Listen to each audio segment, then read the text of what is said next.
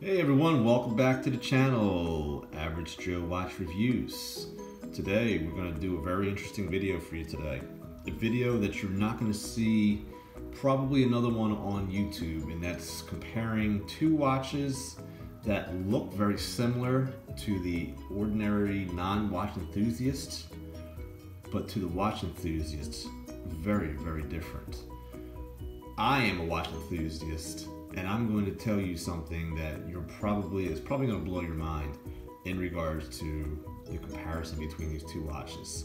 And that is the difference between the Omega Seamaster Planet Ocean and the Orient Mako. These two watches are indeed divers. They both exhibit the orange bezel, and they just, to the ordinary non-watch enthusiasts, they look very, very similar. And some people would actually choose the Mako.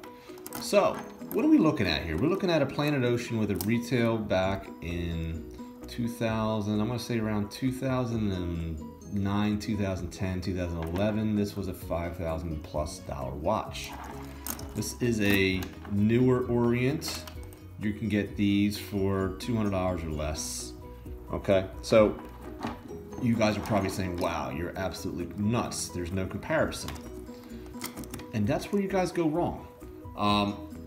These two watches, to even me as a watch enthusiast, are very, very much comparable, and I think it's very much worth talking about.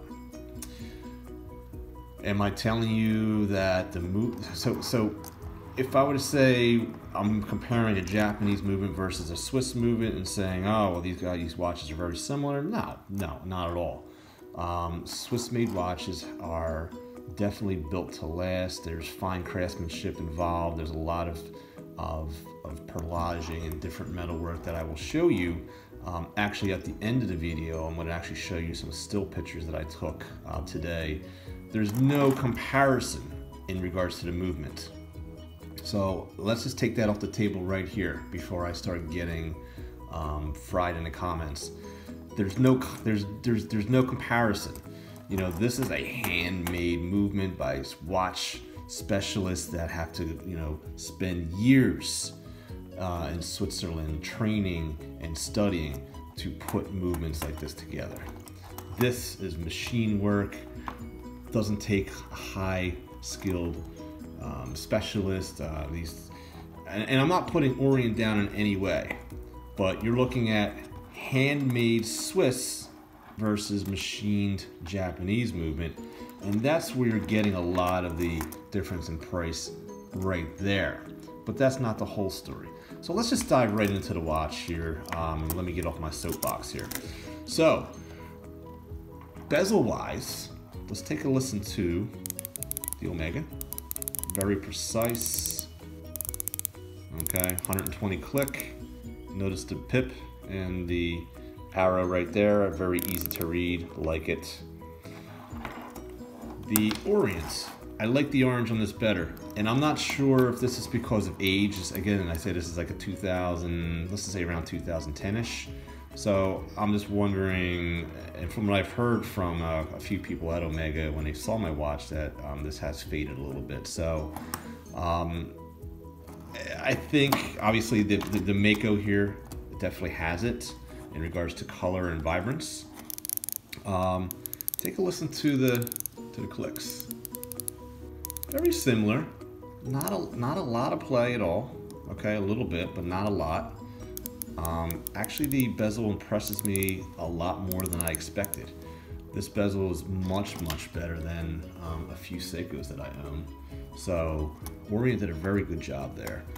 The only thing that I would say is, and I also like the bezel or the edging here too. Very easy to grip, very easy to turn.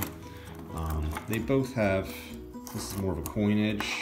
This is more of like a geared edge. All right, very nice. I would like to see like an arrow.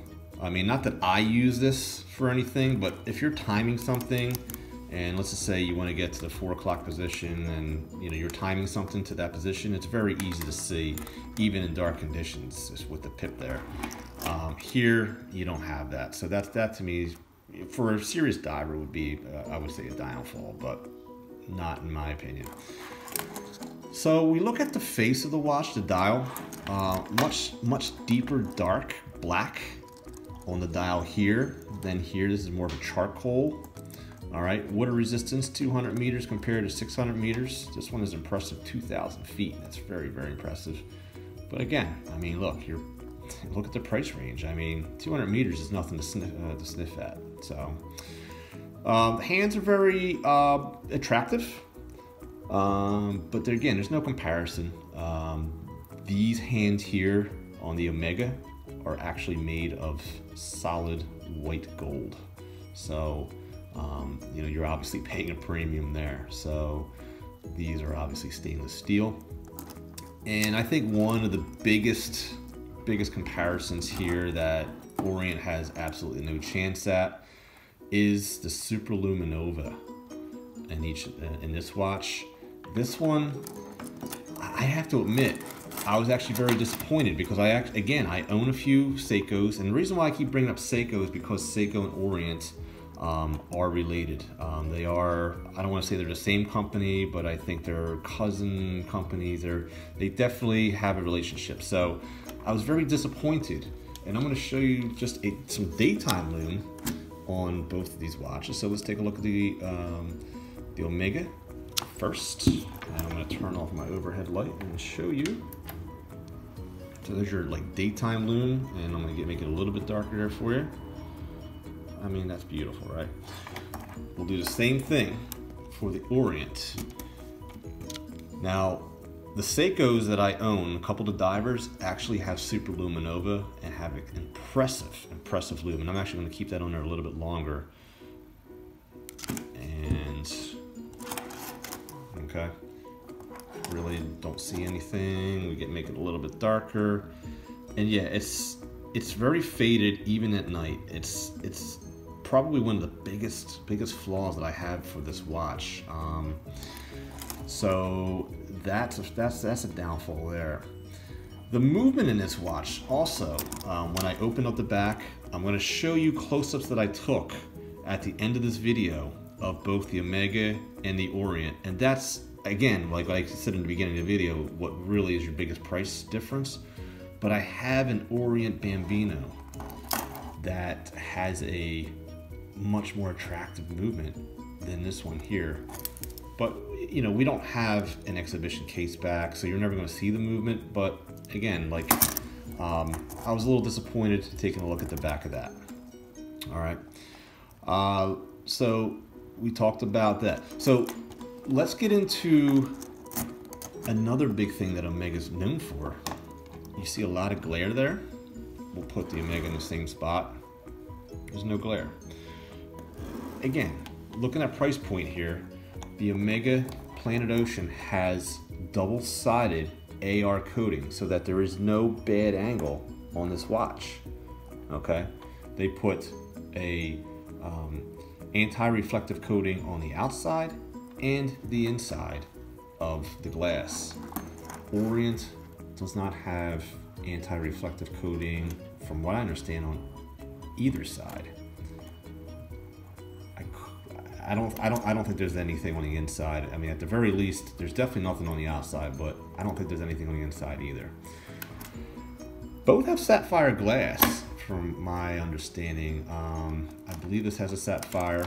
This one definitely has sapphire, so I don't think there's any cost cutting there. The other place that you're going to find the difference is the bracelets.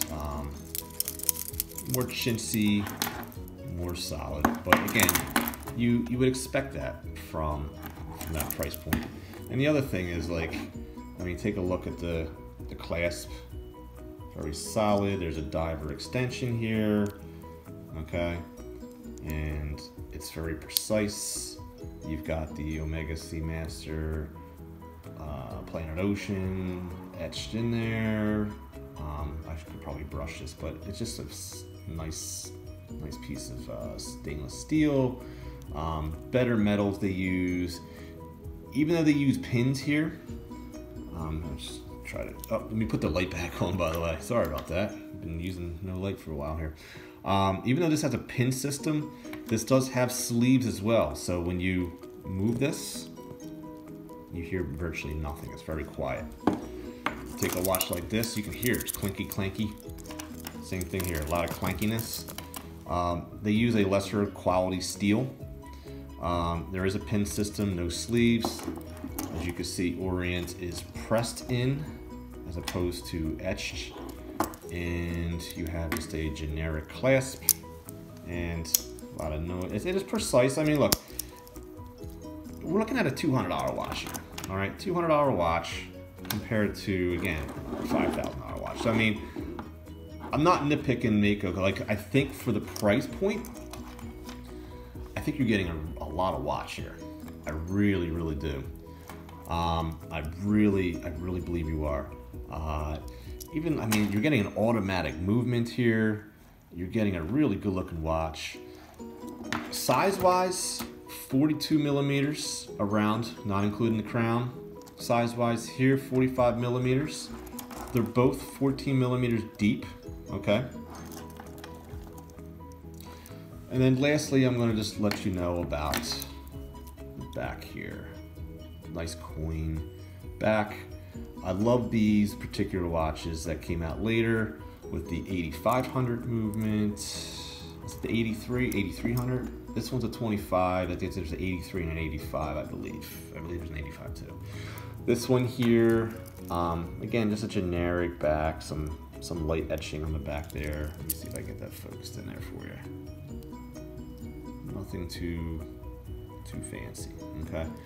Screw down case back on both, okay?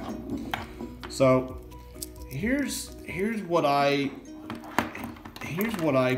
conclusion, because I wanted to wear this watch for a couple days too, just to get the fit and the feel. I wanted to just see how it looked in the daylight, see how it looked at night. Just really just experience this watch to its fullest the way I have with my Seamaster. So the question is the Seamaster worth $4,800 more than the Mako? To a regular Joe, like an average Joe, I would say absolutely not. I would say if you are a person that loves the Seamaster, but don't have $5,000, don't even have $2,000 to spend on a used one, I would definitely say that you're not getting that much less of a watch at a $200 price point. You buy this watch for $200 compared to this on the used market for, let's say, $2,400, you still have over $2,000 in your pocket. So I think that's where you're going to probably be surprised. I mean, I'm a watch enthusiast, and I'm going to tell you, I enjoyed wearing this watch. And this watch tells time, and I know we have a different time here. I just noticed that, but I was just taking pictures, and so the movements are fine on both. So, I mean, look, to a person that loved this watch, because I mean, I remember looking at this watch years ago, and I just always wanted one. But if I saw this one, because I didn't know this one even existed when this one's around, I'll tell you, I would definitely consider buying this. This is actually a friend of mine who let me borrow it for this video. This watch is definitely quality. You're definitely getting a lot of bang for your buck.